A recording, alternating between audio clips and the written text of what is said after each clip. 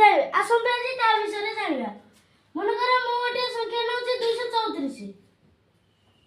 ପ୍ରଥମେ ଆମକୁ ଜାଣିବାକୁ ପଡ଼ିବ ଯେ 234 ଟା କେତେ ଶତ। 1 10 7 2 ଶତ। ତେବେ କେଉଁ ଦୁଇଟି ଶତ ମଧ୍ୟରେ ଅବସ୍ଥିତ? 2 ଶତ ଆଉ 3 ଶତ ମଧ୍ୟରେ ଅବସ୍ଥିତ। 2 ଶତ ମାନେ 200, 3 ଶତ ମାନେ 300। ହେଲେ এই সংখ্যাটার পাখ কিয়ে? নিশ্চয় 200। হেলে 234 ର নিকটতম শতক হচ্ছে 200। মনেকর ମୁଁ ଗୋଟେ ସଂଖ୍ୟା ନେଲି 4946। ପ୍ରଥମେ ଆମକୁ ଜାଣିବାକୁ ପଡ଼ିବ ଯେ ଏଇଟା କେତେ ଶତ। 1 10 7 49 ଶତ।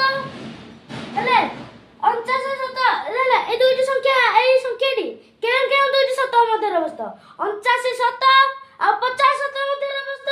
49 ଶତ ମାନେ 4900, 50 ଶତ ମାନେ 5000। ହେଲେ এই সংখ্যাটা কার পাখ? নিশ্চয় 4900 ର পাখ। তেଣୁ এই সংখ্যাটার নিকটতম শতক হচ্ছে 4900। মনেকর ମୁଁ ନେଉଛି 25320।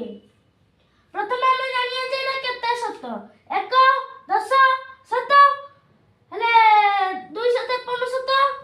হেলে এই সংখ্যাটি কেউ দুটি শত মধ্যে অবস্থিত? 253 শত আর 254 শত। 253 শত মানে 25300 25400। হেলে এই সংখ্যাটা কার পাখ? নিশ্চয় 25320